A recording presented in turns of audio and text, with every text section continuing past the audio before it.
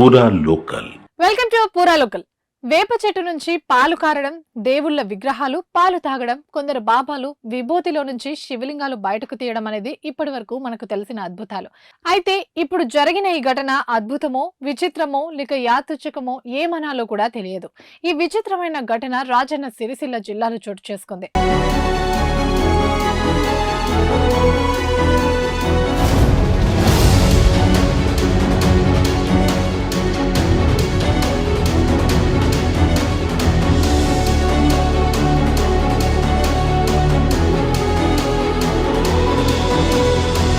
వర్షాకాలంలో చీమలు పుట్టలు పెట్టడం కామన్. అది ఇంట్లో అయినా పొలాల్లో అయినా.